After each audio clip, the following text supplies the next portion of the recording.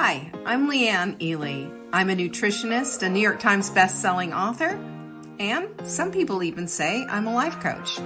I started the Daily Dish Show to share my story, my truth, and my journey to vibrancy, and to inspire others to do the same. Because it's all about grit, perseverance, and finding a way despite the odds. It's about embracing the whole woman, not just the parts that are easy to love, and feeding her heart, mind, body, and soul. But I found that this isn't just my story, it's your story too. It's go time. This is the Daily Dish. Do you guys remember back in the day, the Guthy-Rinker infomercials that were on either late at night or early in the morning, and especially Tony Robbins? Find your personal power within. Anybody remember that? I'm telling you, I bought it. I'm not going to lie. I bought that thing. Sure, I did. And not only did I buy it, it was not even in CDs at that time. It was still cassette tapes. I had all of it. And I just remember listening to it one at a time. At the time, if I'm not mistaken, I believe I was a rep for a title company. And I was listening to this stuff all the time, just, trying to figure out my way out of this world that I was in that I didn't want to be a part of. I wanted to do something different, and I wanted to understand that, is there a connection here with connecting with this quote unquote personal power and being able to get what you want in life instead of what you think you needed to have? So that's kind of where this whole thing started. And I remember watching those commercials. I know you do remember watching them, but I was like captivated, and the people with their testimonials and all of that. And, a lot of that marketing stuff has followed us into even the internet these days. But it's important. It's important to see the validation that, hey, is this something for me? Yeah, it worked for this lady, Yeah, we want that validation, don't we? We want to know this is stuff that can work. And we want to know, is it really true that we can tap into a personal power? What is this personal power? Well, I want to kind of go through some of this stuff, and I've got some random notes, and then at the end, I'm going to tie it together with some action items that you can do. So if you'll bear with me, I think this is some good stuff here. I also read some articles on the psychology of personal power and what that really means, and how we can move ourselves into this place of really believing in it and believe it about ourselves. And anyway, some of the highlights, I think, then are for finding our own personal power is that we just have to acknowledge that we have it, acknowledge that we have it. And we also have to declare it, I believe. Declarations are manifestos of sorts, and manifestos are strong and powerful. The Declaration of Independence is a manifesto. We the people, And when you have a personal manifesto for yourself, it is an I am statement, because that is extraordinarily declarative, extraordinarily powerful, and it's making a statement of what it is that you believe about yourself to be. And even if you don't all the way believe it, I aming it puts it into the present tense, which your brain understands. Your brain doesn't understand past tense and I will. It doesn't understand that. It understands what is in front of you right now. It's like working with a puppy. Puppies don't understand. Hey, tomorrow we're going to go for a walk, or I took you for a walk yesterday. They understand right now. Okay. So when you're thinking of your brain, think about a puppy. Think about a puppy for just a minute, and it needs to be in their face right now today. Okay. And that's why I am statements are so incredibly powerful. You have to replace, and this stuff is all, by the way, from Tony Robbins' program and from his The Giant Within or whatever. These are all things that he had to say. And I look back on some of them and I'm like, well, duh. We've been talking about this stuff for years, but back in the day, not really. We had, before Tony Robbins came on the scene in the 80s, there was, Napoleon Hill and a bunch of all of those guys. But they sounded very old-fashioned compared to where he is now. But, one of the things that Tony Robbins says is you got to replace all that negative talk, self-talk, with positive affirmations. Duh. But we go a step further, don't we? The way that we do it, we wrap our affirmations in intentional kind of goals. That's what we do. That's how the whole thing works when we're talking about doing your goals. Our goals are very different. And I tried doing goals with Tony Robbins, and it made me insane. This is the best thing that I've ever come up with personally for myself. And I've seen it work over and over and over again for women. And there's a reason why. It's really simple. The reason why is that it puts an urgent timeline on it, and it keeps it to 3 goals, and it keeps it in the intentional positive affirmation way, all in present tense. I am. I am. I am is really super powerful. So the other thing that we need to do is we also need to recognize that for our personal power to be sparked and used is we have to advocate for ourselves.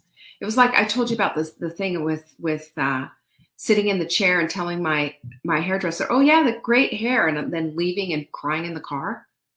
Did I advocate for myself? No, I shrunk back. Why? When you're constantly in this mode of people pleasing at any cost, you put yourself on the chopping block first and your personal power. And you're giving up your personal power just a little bit at a time. It's like dealing cards. It's like, here, M&Ms, you can have this. Here, hairdresser that I barely know, you can have this. Here, person in the who button line in front of me at the store, you can just do that too. And you're giving it out. Boom, boom, boom. There goes your personal power. And then you just sit there deflated, frustrated, pretty angry sometimes, maybe even PO'd, We get to that place, but it's our own issue because we've given up our personal power for just so we don't have to give up being a people pleaser. You understand what that's about, right? How many times have you done that? How many times have we done that so that it is a lifestyle and it's what we do? And that's the whole thing, is that this is what this becomes. And then we get ourselves to the place of wrapped up and just like thoroughly ticked off at the world because we haven't stepped up. We haven't said a word for ourselves. So advocating for ourselves is absolutely crucial. And the other thing, think about it for a minute. You've heard the thing before of like the stewardess says, stewardess, listen to me. What am I? It was 1970. The flight attendant says, when your mask comes down, put it on yourself first, then help others. Think about this for a minute. Why do they keep saying that over and over again? You're like, yeah. I've heard that. I've heard it 100 times, right? You know why? Because we need to hear it over and over again. Our tendency is, oh, I'm going to help others. I'm going to be doing all of this. I'm going to be doing all of that. To go to ourselves first, to take care of ourselves first is foreign, especially for women. We're caretakers, Willow. She says, break out your Pan Am bag. But it's the truth. This is exactly how it is. We need to be reminded that, yes, you do need to come first. If we're going to put people into our lives and help and assist and love and care for, we can do nothing if we have no power to draw from, no breath to breathe. Isn't that right? Darla loves the journal. I'm so glad. Oh, I'm so glad. Thank you so much. Joanne does too. I love this. Everything shifts when we understand that it's not a selfish thing to advocate for ourselves first. It's not a selfish thing to sit up and just say, yeah, this is what I need. No, I just kind of don't like the way you did my hair. Remember when I said X, Y, and Z? Can we do that instead? It's not, we equate this idea of standing up for yourself with being nasty and mean. And you don't have to be. You can say it in a nice way. No, that's just not quite it. I shared with you one of my favorite things from The Office, because we're big Office fans. And when I can't remember everybody's name, fortunately, I don't keep room in my head for TV characters, but she goes, the gal who was the receptionist goes and gets beers, and she gets the wrong beers, and she was going to accept them. But she, at this point, was just starting to step into her own power and recognize that she needed to do this for herself. She needed to say something. And she started walking away and came back and said, no, this is not what I ordered. And he went, oh, okay, what was it? She got what she ordered and she walked away triumphantly. Pam, that's right. Pam walked away triumphantly. And I just remember watching that and thinking, I get that. I so get that. Because in our people-pleasing mode, we're just going to roll over and take whatever anyone's dished out. And that is the opposite of personal power. So not only do we have to replace the negative self-talk and advocate for ourselves, but you know what else? We have to have the humility of heart and the humbleness and the recognition that we're not omnipotent. We don't know it all. We need to ask for help when we need it. We need to ask for help. It's hard sometimes to ask for help. It's like admitting, hey, I don't know how to do this. Well, you don't. Then you ask for help. When we start asking for help, what we're doing is we're opening up and we're being a little bit vulnerable. We start asking for help. We're saying we don't know everything, and that all knowledge has not dropped on our heads and helped us to become, everything. It's just true. But we get in this way of just not wanting to speak up, not wanting to come across as not knowing everything. If we start to ask for help when necessary, you know what? I'm not doing this right. I don't know what's missing. Can you help me out? Can you show me what I'm missing here? We get to shorten up that timeline of learning. We get to get right to the heart of the matter, and somebody can come alongside of us and say, hey, here, let me help you. I've already got my oxygen mask on. Let me give it to you now. That's how this whole thing works. And it recognizes the power of others as well as your own personal power by saying, I don't know how. It's not a big deal. But, those of us who are in this place of, dancing for our dinners and just trying to people please our way all the way through life, oftentimes have a hard time asking for help too. And we also have a hard time accepting help as well. We also have a hard time accepting gifts and compliments. This is all what happens because what is this? We're trying to be invisible and shrink and go in and just be a part of the wallpaper. I want you to start seeing this. If this is you and you hear me right now saying this, and you're saying this is me, every time you do any of these things, you diminish your own personal power. You deny that exists. And I want you to hear this too. When we deny our personal power, we're denying the one who gave it to us in the first place. Eek. Isn't that tough? Because who do you think gave you who you are? Who do you think stuffed all that DNA into your bodysuit? Who do you think gave you your voice and your eyes and your ears, your ability to move your body? Who gave it all to you? If we don't use it, like we talked about in the Be Strong, Get Strong, Be Strong webinar on Monday, if we don't use it, we lose it. It's the same with your voice. Your voice is important. It's important. It needs to be heard. It needs to be heard. You need to advocate for yourself. You need to ask for help when you need it. You need to acknowledge, you know what? It's a little scary doing this, isn't it? We all feel that way because it's an opening up. It's a vulnerability, but it's important that we do this. Personal power is generated by confidence, strength, and competence. Confidence, strength, and competence. And you know what? Our confidence comes from just doing. Just doing. When we do, we're showing confidence and we're also feeding confidence. When we are saying, you know what, I'm going to do it anyway, we are showing our strength. And you know what else? When we do it, and even if we don't quite get it right, but we're saying, okay, for the next time I can do this, that's competency right there. Because the competency is learning and bettering and becoming the best version of yourself that you can. And guess what? The best version of yourself for today and this year is going to be different than next year. We're constantly in this change element. Isn't that so fun though? Isn't it fun to surprise yourself with who you are? I love what Lisa just said. Did you see that? I want to honor God with my body and life.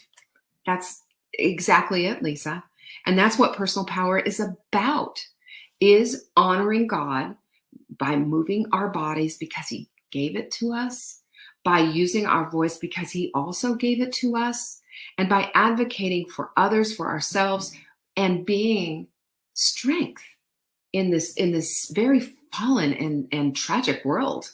Isn't it so true? Isn't it so true? Psychologists tell us that personal power represents a movement towards self-realization, so you can master yourself. And honestly, a lot of times people think that, oh, so you can master others, so you can lord it over others. That's just not true. That's not what personal power is about. It's digging deep and finding out who you really are. Who you really are, because who you really are will show up in the way that you advocate for yourself. It will. Use your voice. Yep, you're going to get heard. Are you going to be, and you know, we learn too, at first point, we might be using our voice and we might come across as harsh. And then we kind of think, okay, well then let me temper that a little bit with this, and let me massage that a little bit. And how can I be kind and sweet? How can I be loving? How can I show empathy and care for this other? Where's the love? You know, where's the love?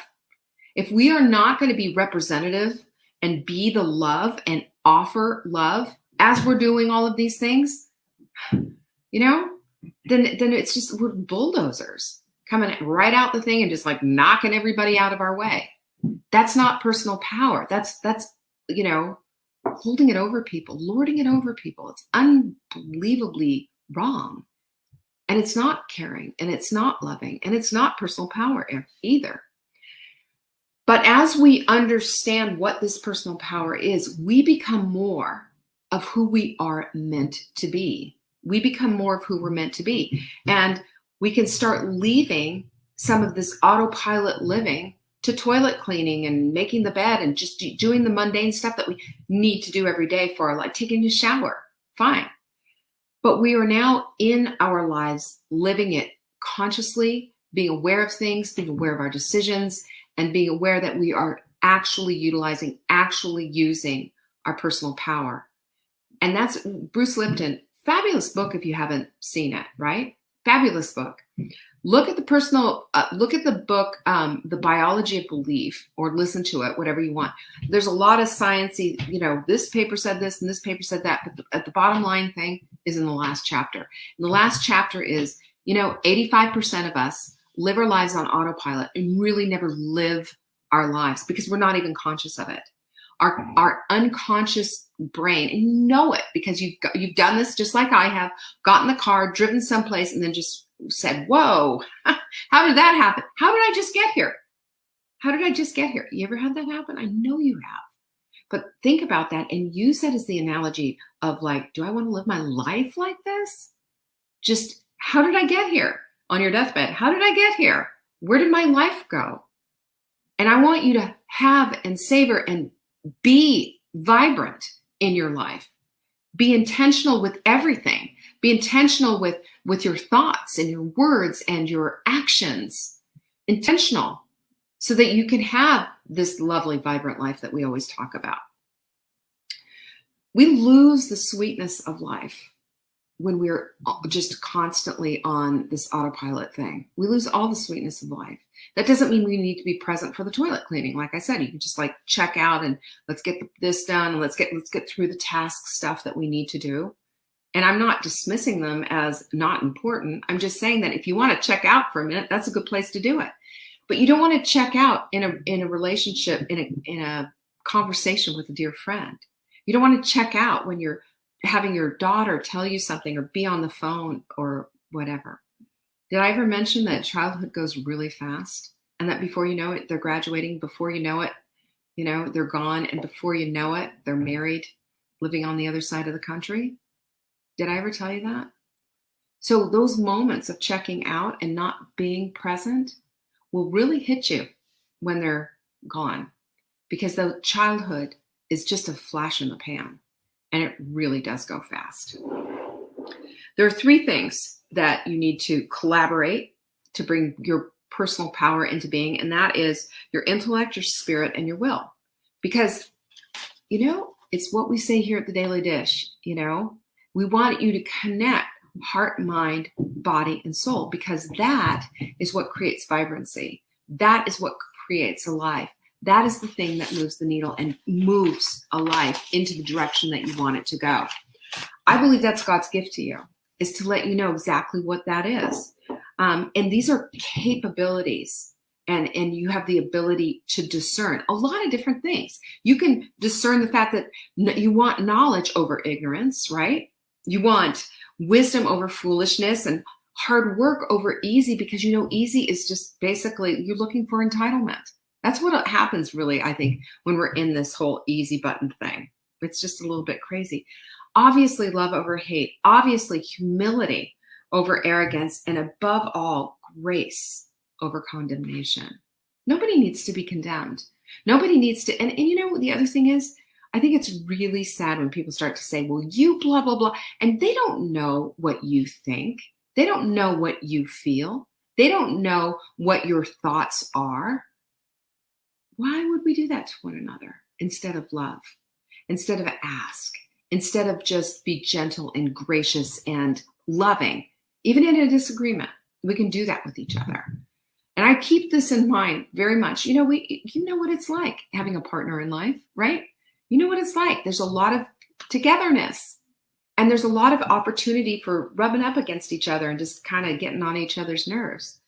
But when we decide that we want grace over condemnation and we want loving and kindness over all of this, we tap into our personal power, because we recognize that we don't have to be like those bulldozers raging out of a garage just to knock everyone over.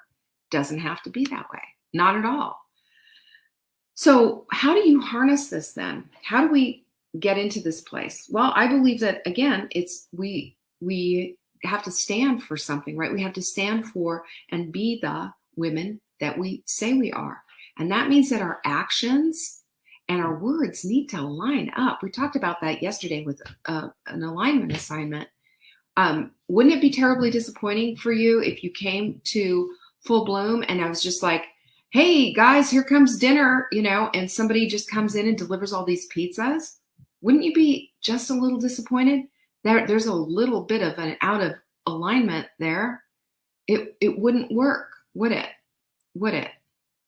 Because that's not what I'm telling you about. That's not what I'm saying is the thing. So we need to be in alignment with our words, with our actions, and with our lives. And when we do, there's a peace that comes with that, and there is power in it. And the power that's in it, by the way, is everything. You can feel it. You can feel it because, you've got this momentum. You've got this push from here are my words, here are my actions. Those two come together, bam, there it is. Otherwise, you go, here are my words, here are my actions. Do you like my sound effects?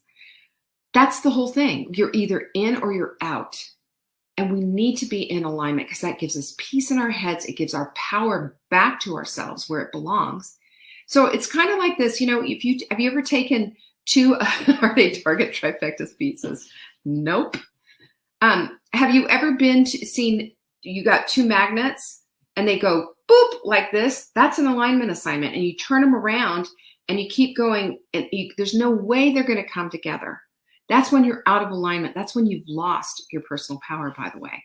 Your personal power means nothing because you haven't, it's like what we talked about yesterday. When we give, when we say this is a priority and this is something that I need to do, and then you don't do it, you've diminished the word priority.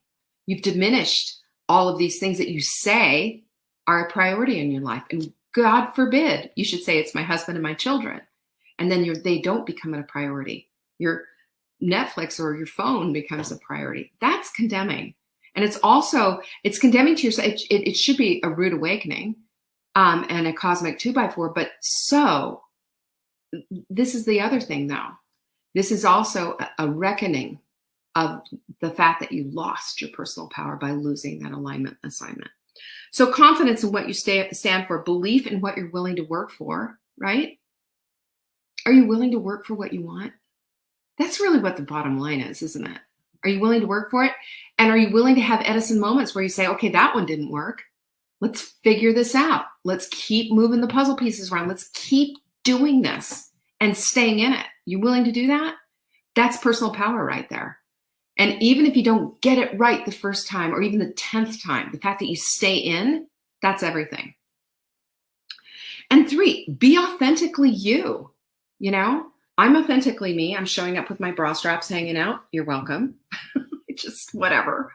I'm showered, I'm clean, I did what I needed to do this morning. I feel good. I'm authentically myself. I'm authentically sitting here in front of you with my messy desk that I've told you about a million times, and my family upstairs, and a dog that hopefully is not peeing or pooping in the house. When people come over, he just loses his potty training. But this is the thing. When we are willing to work, when we're willing to say that is not a 4-letter word, that is something, it's a God-given grace that we have. It's goals, it's everything. When we're willing to work for it, boy, isn't it? We overcome. We're continually overcoming. We're continually being victors and not victims.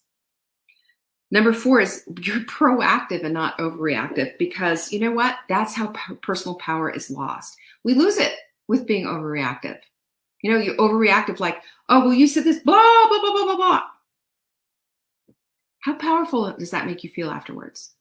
How good do you feel about yourself and about what just the transaction of the words that just happened? How good does that make you ever feel?